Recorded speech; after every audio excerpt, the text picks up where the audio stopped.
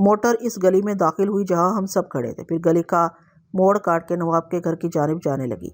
Motor میں بیٹھے لوگوں کی نظر ہم پر ضرور پڑی ہوگی، انہیں ہمارے چہرے نظر نہ آ سکے ہوں گے کہ سامنے ہماری پوست تھی۔ موٹر ہمارے قریب سے گزرتے وقت ڈرائیور کے بپھر جانے کا امکان تھا، مگر دہشت اس کے رگو پے میں اتر گئی تھی۔ اسے ذرا سا بھی خطرہ مول لینا نہیں چاہیے تھا۔ زورا کے ہاتھ میں چاقو دبا ہوا تھا، اسے چاقو کی نوک ڈرائیور کے جسم کے کسی حصے سے مس کرنے کی ضرورت بھی نہیں پڑی۔ آدمی کی بات ہے، ہتھیار تو آگے کی منزل ہے۔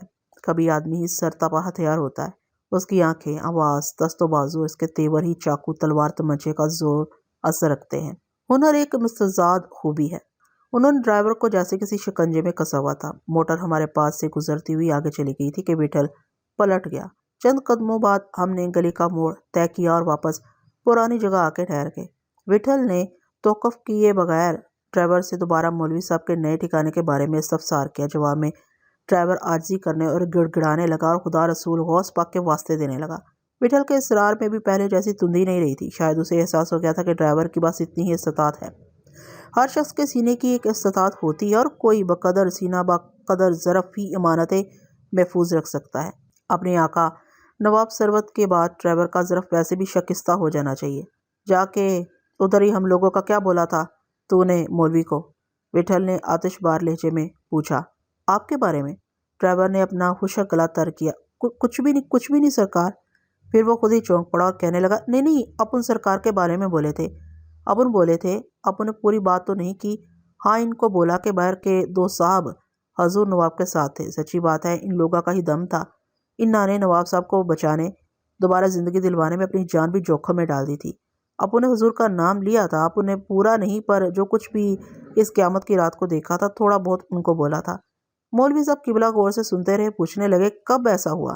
اپن نے بتایا، سن کے ایک دم چپ ہو گئے۔ اپن سمجھے ان کو بہت قلق صدمہ ہوا ہے، زبان سے کچھ بولے تو نہیں، پر ڈاکٹر صاحب کے پاس حضور نواب کو دیکھنے کے لیے آنے کا بولے تھے، وہ نہیں آئے۔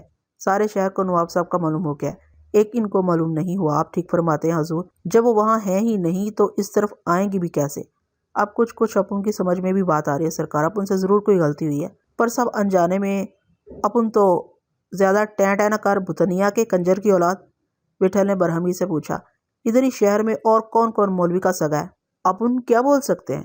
ڈرائیور دہائیاں دینے لگا، اپن نہیں جانتا، ایک دم نہیں جانتا سرکار۔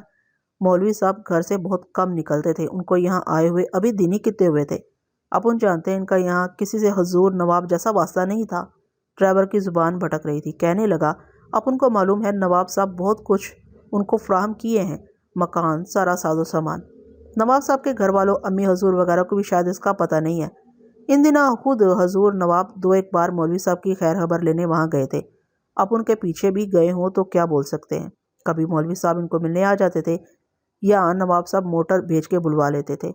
جمرو نے ڈرائیور کا بازو چھوڑ دیا۔ وٹھل نے کچھ نہیں بولا، لیکن جمرو کو ضرورت محسوس ہوئی۔ اس نے ڈرائیور کی گردن پر ہاتھ چھپٹا کے گدی کی چٹکی بھر لی۔ گرد و پیش میں واقع مکانات میں کسی بیدار شخص کو یقیناً مضطرب ہونا چاہیے اور سماعت کا فطور سمجھ کے درگزر بھی کر دینا چاہیے۔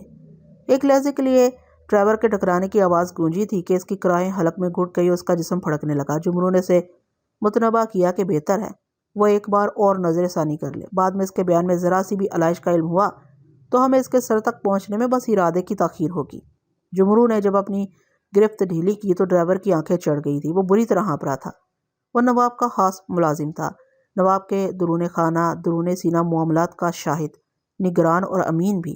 بعض غلام کتوں سے بدتر صفات رکھتے ہیں، آئینے کی طرح یوں بھی ہر ایک کی زندگی میں کسی نہ کسی بے پٹے چوپائے کا ضرور دخل ہوتا ہے، اسے نفس ناطقہ بھی کہتے ہیں۔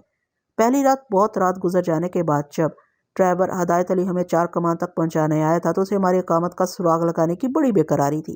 وہ ہمیں گھر کے دروازے تک پہنچانے کے لیے مچلتا رہا تھا۔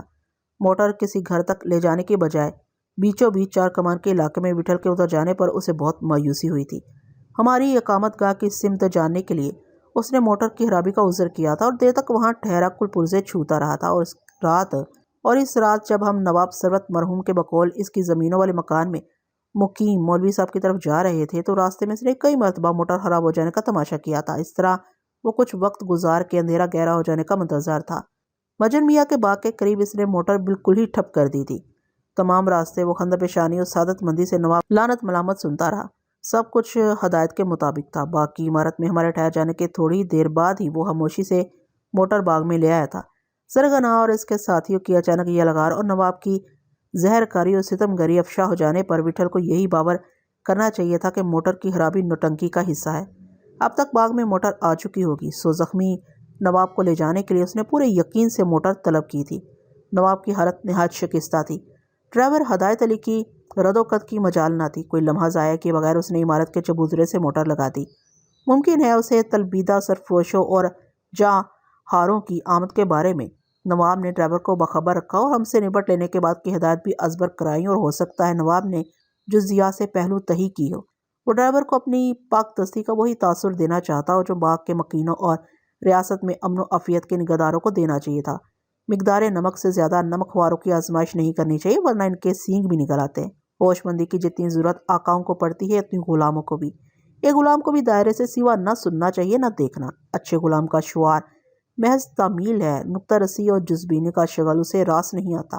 ہمیں اس سے اب کوئی سروکار بھی نہیں تھا کہ ہمارے معاملے میں نواب نے ڈرائیور ہدایت علی کو کسی طور ہم نفسی کا شف بخشا تھا۔ وٹھل کو تو ڈرائیور کی جانب سے مولوی صاحب کے بارے میں مبہم و موہوم ہی صحیح باس ایک اشارہ مطلوب تھا۔ زوروں مطمئن نہیں ہوا، اسے ڈرائیور کی ذبح و حالی پر کوئی شک تھا۔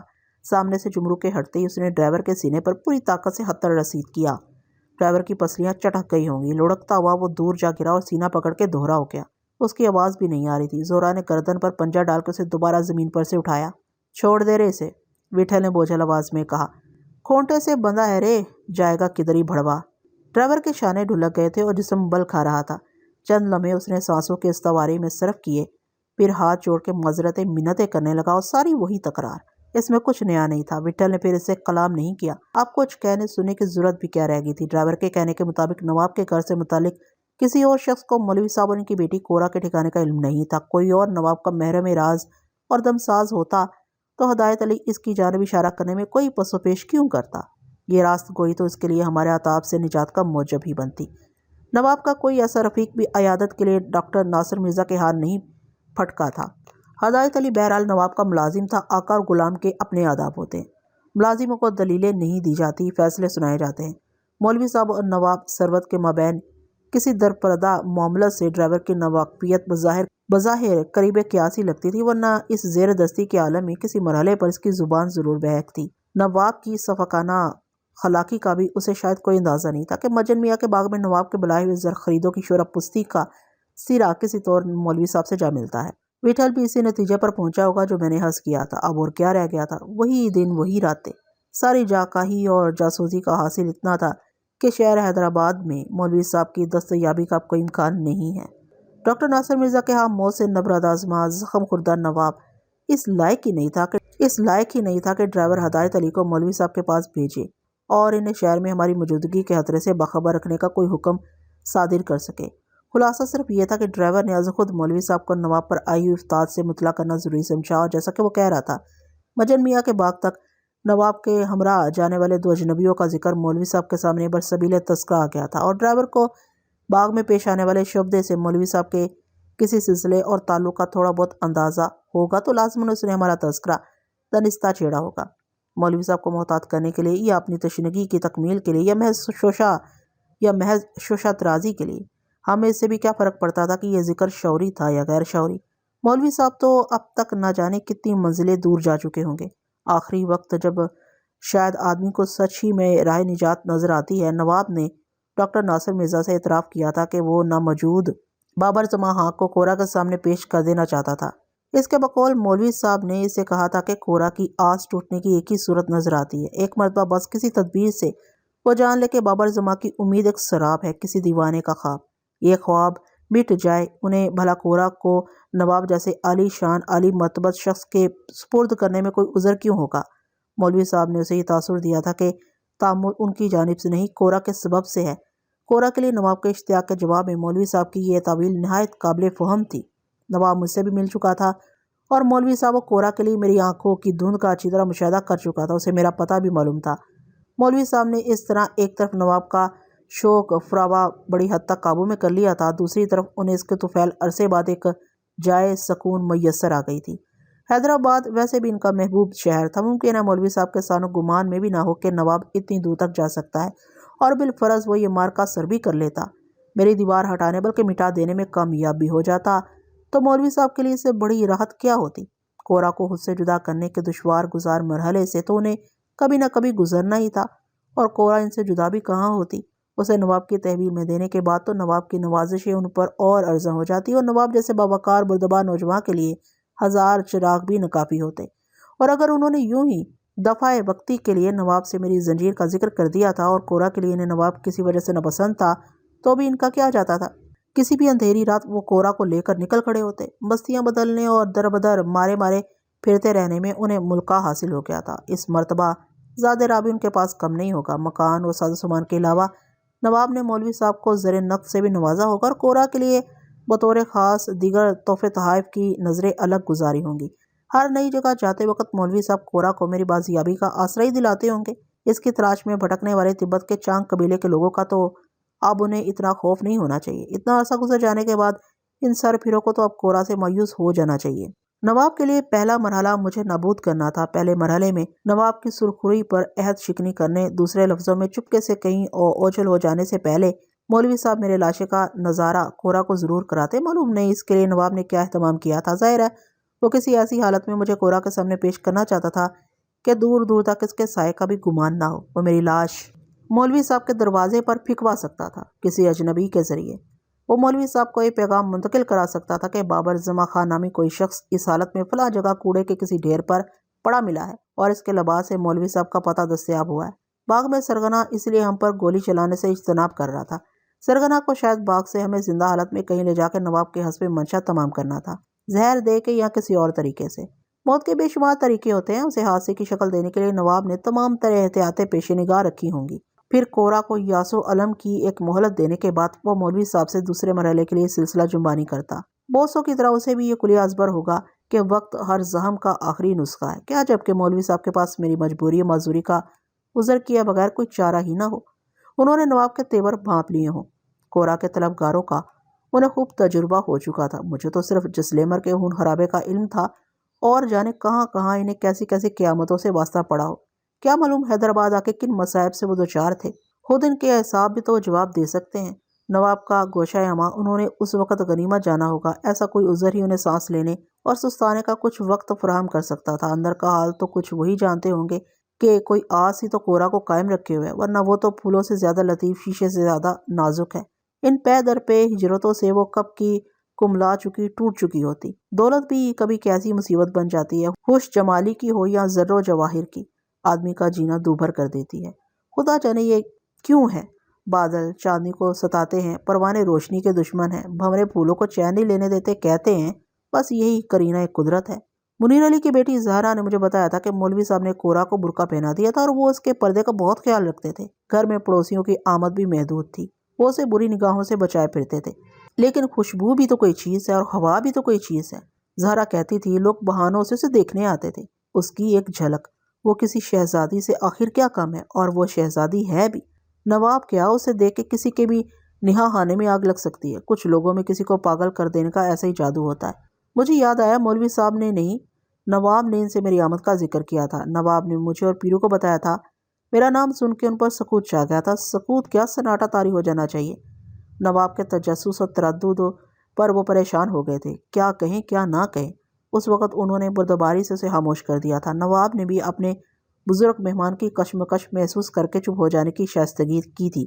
اس مرتبہ نواب کی والدہ نے مولوی صاحب سے کورا اور نواب کے رشتے کی آرزو کی تھی، اور اسی دن سپہر کو جب نواب گھر پر نہیں تھا، مولوی صاحب کسی سے وداعی سلام دعا کیے بغیر گھر سے چلے گئے تھے۔ نواب کا خیال تھا کہ مولوی صاحب میں انکار کا حوصلہ نہیں تھا۔ مولوی صاحب کے اس ناروا انداز میں رخصت ہو جانے سے اس پر شدید یأسیت کا غلبہ تھا۔ میں نے اور پیرو نے وضاحت نہیں کی کہ مولوی صاحب اس کی وجہ سے نہیں، اس کی زبانی بابر زماں کا نام سن کے اس کے ہاں بابر زماں کی دوبارہ آمد کے اندیشے کے سبب سے روپوش ہو گئے ہیں۔ میں نے نواب کا گھر جو دیکھ لیا تھا۔ نواب سربت کو مولوی صاحب کی واپسی کی امید نہیں تھی۔ کچھ عرصے بعد ان کا نواب کے شہر اور گھر کا رخ کر لینا اس کے لیے حیرانی اور شادمانی کا باعث ہوگا۔ نواب کے ہاں مولوی صاحب کی آمد بے ارادہ بے غرض نہیں ہوگی، ہر چند پیشانی عرق آلود ہوگی۔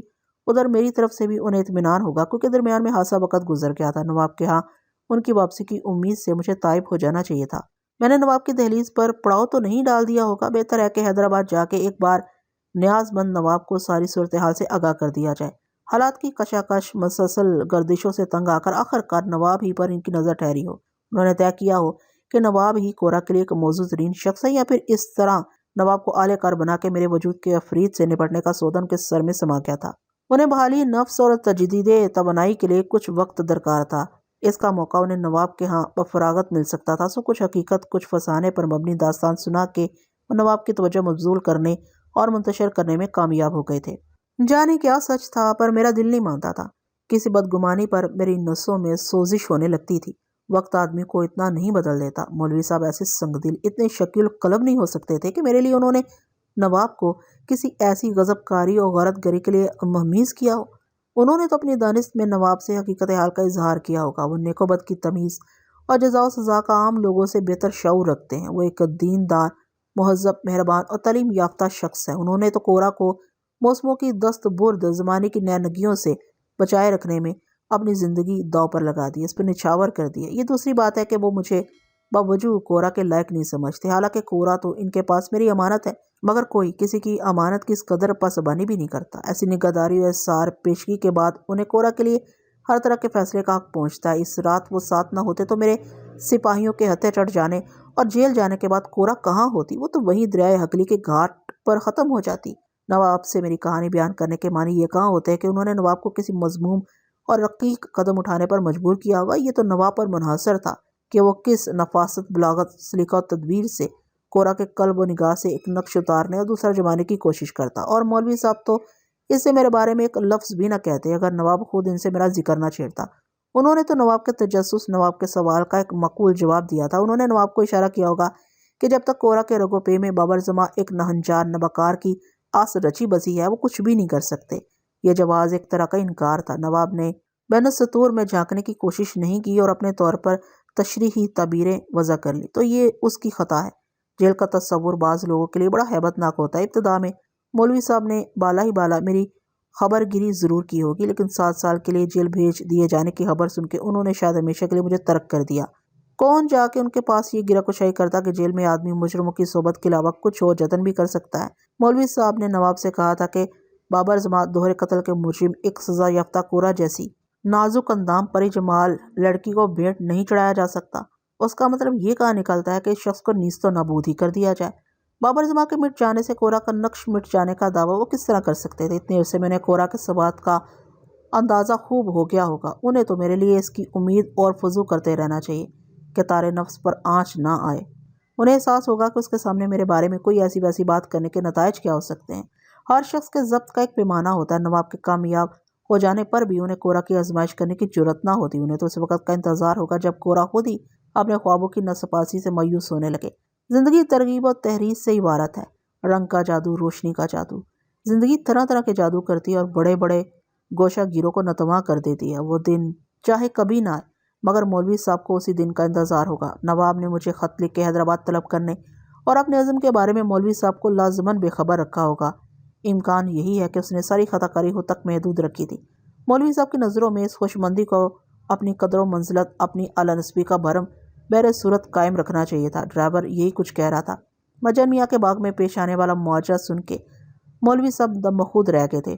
ڈرائیور غلط نہیں کہہ رہا تھا۔ پھر مولوی صاحب کو نواب کی عیادت کے لیے ڈاکٹر ناصر مرزا کے ہاں جانے میں وقت بالکل ضائع نہیں کرنا چاہیے تھا۔ انہوں نے ڈرائیور سے معلوم کر لیا تھا کہ نواب کے مہمان ہم دو اجنبی اس وقت کہاں ہیں۔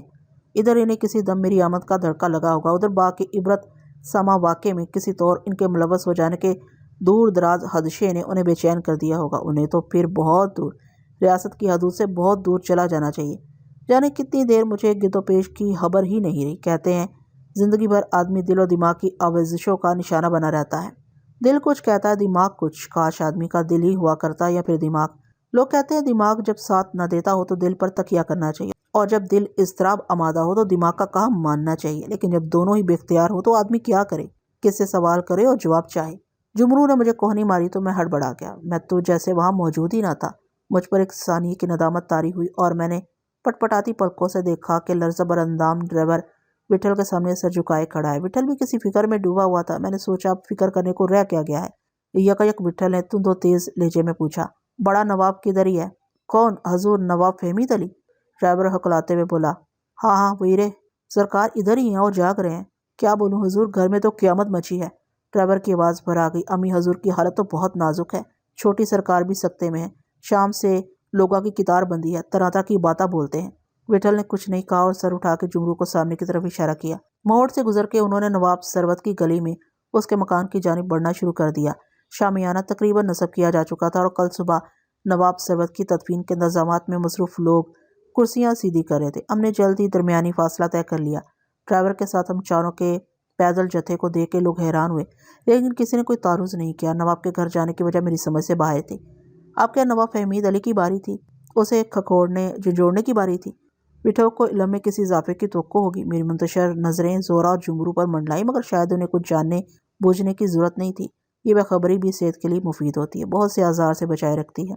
दरवाजे से चंद कदम के फासले पर विठल ठहर गया और उसने ज़ेरे लबी से ड्राइवर को कोई हदायत की। ड्राइवर पहले तो हिचकिचाया, कई बार उसने पहलू बदले पे दरवाजे में दाखिल हो गया। हमें दरवाजे के करीब खड़े हुए 3-4 मिनट से ज़्यादा नहीं हुए होंगे कि ड्राइवर नमूदार हुआ। उसने कुछ कहने के लिए मुंह खोला ही था कि उसके अकब से जामनी रंग की शाल शानों पर डाले नवाब फहमीद अली उजलत बाहर आ गया। आप? वो हैरत में शाइस्तगी से बोला। आप बाहर क्यों खड़े हैं? अंदर आइए ना। नहीं साहब, विठल ने इस्तगी से कहा, अपने को ज़्यादा टाइम नहीं लेना। हमें शुबा था शायद आपसे मुलाकात ना हो सके। इधर ही डॉक्टर साहब के पास हम देरी से पहुंचे।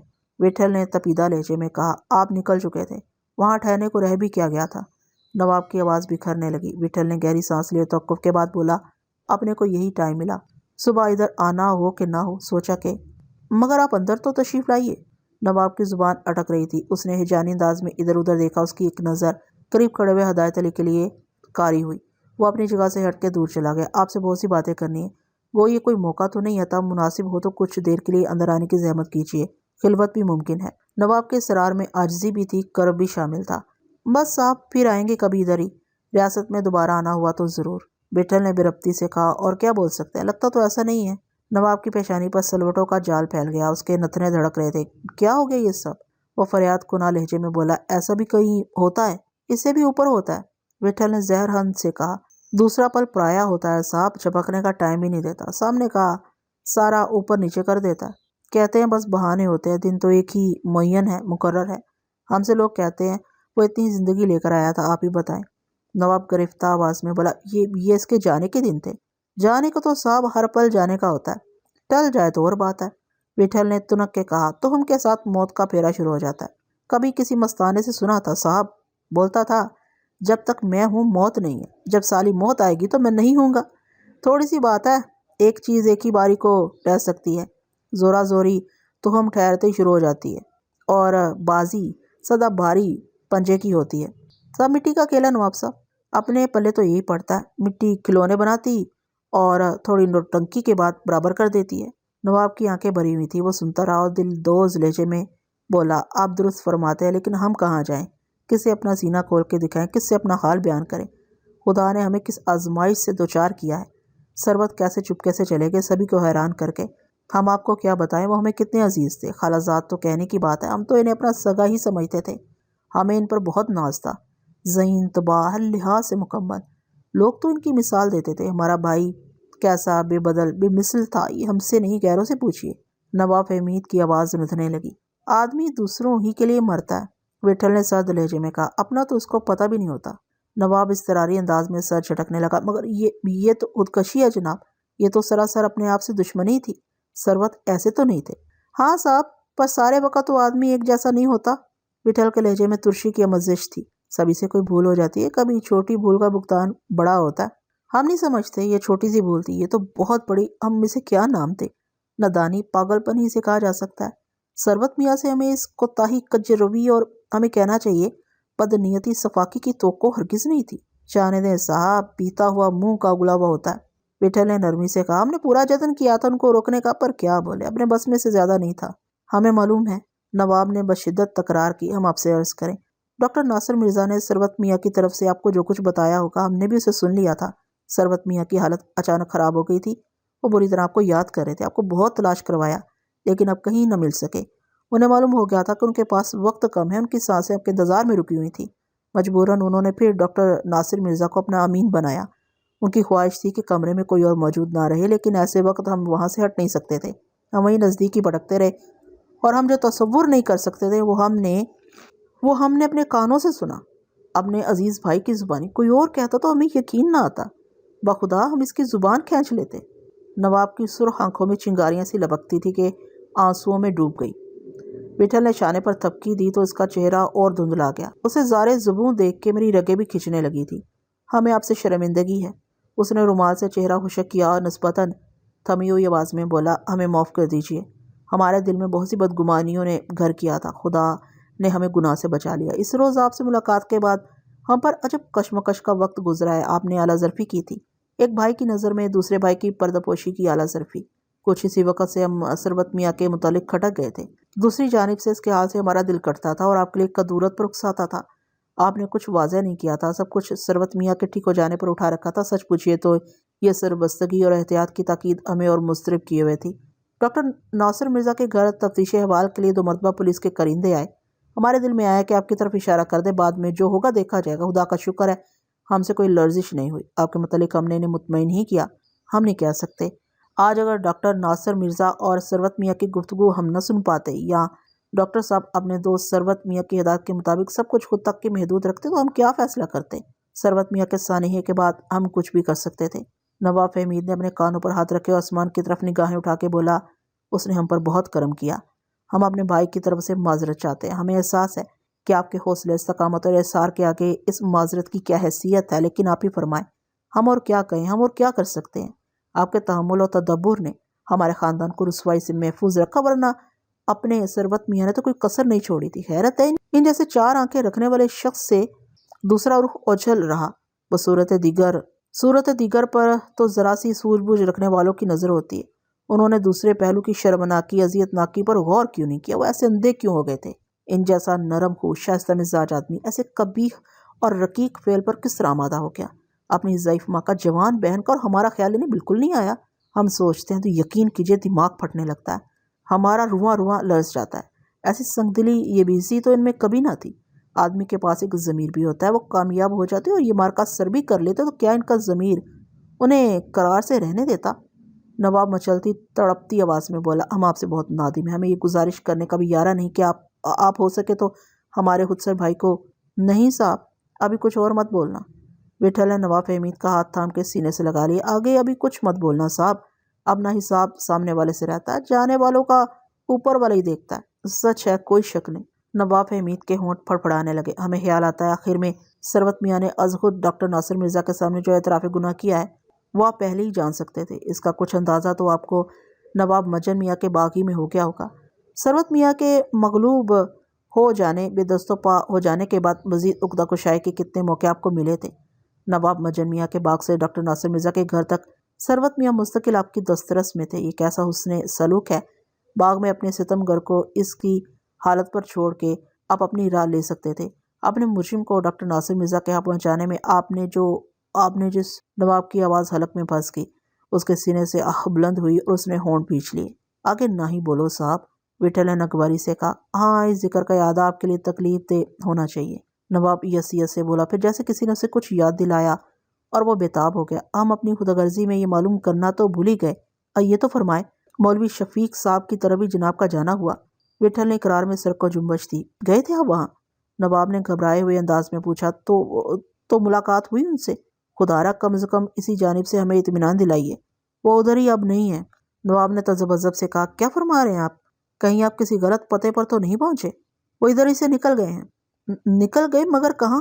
وٹھل کی خاموشی پر وہ جیسے خود سے ہم کلام ہوئے۔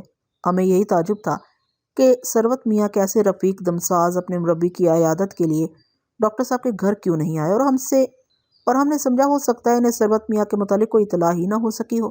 پھر ہمیں جستجو ہوئی کہ اطلاع نہیں مل پائی تھی تو اتنے دنوں تک ثروت میاں کی جانب سے خاموشی کی صورت میں مولوی صاحب نے خود کوئی رابطہ کیوں نہیں کیا؟ اور یہ سوچ کے ہم چپ ہو گئے کہ ممکن ہے ثروت میاں نے انہیں اپنے گھر آنے سے اجتناب برتنے کی تلقین کی ہو۔ ظاہر ہے اپنی منشا کی تکمیل تک وہ یہ سارا معاملہ پوشیدہ رکھنا چاہتے ہوں گے، لیکن آخر یہ مولوی صاحب کہاں چلے گئے؟